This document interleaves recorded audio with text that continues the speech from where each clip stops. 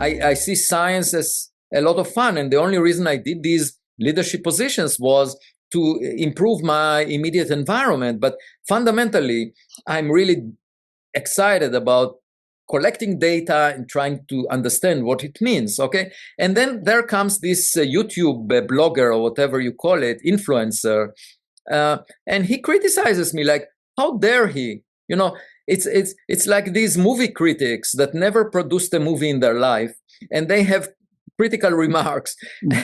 When producing a movie is a lot of work, you know, doing science is a lot of work, and he intervenes claiming that he's protecting science. So that's an example. But then you have people who are more respectable, people like Neil deGrasse Tyson.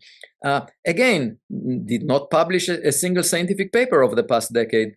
But he's a science popularizer, and he's usually very responsible. And the issue with his approach is that he looks at what the scientists are saying, most of the scientists are saying, and he is trying to reflect that so that he will be liked by the practitioners of science. The majority view, not the anomalous. The majority, exactly. So if we were living 400 years ago, he would side with the Vatican, that the Earth is at the center of the universe, not with Galileo.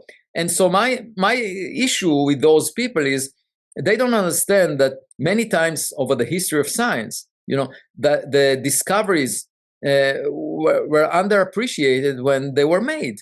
And only in retrospect, it becomes obvious, you know. So the Vatican in 1992 admitted that they were wrong, that Galileo was right. That was 350 years after Galileo died. It was the worst public relations stunt that they could have made, to admit that for 350 years, they put Galileo in house arrest, and they insisted that the Earth is at the center of the universe.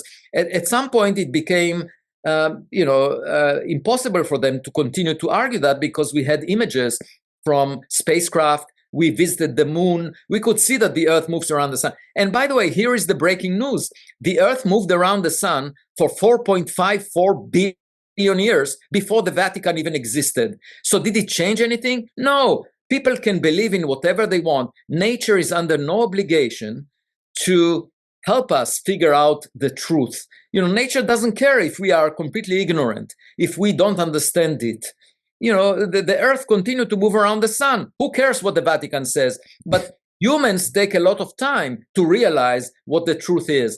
And, you know, if we insist that everything in the sky is a rock, even though we produce space objects technologically, but we are not willing to admit that someone like us existed near other stars for billions of years before us. If we don't admit that, and we maintain our ignorance, and every anomaly that we see from interstellar objects, we shove under the carpet of traditional thinking, you know, it will not remove our neighbors. It will not mean that our neighbors do not exist. It will just mean that we are ignorant, we are not intelligent. That's all.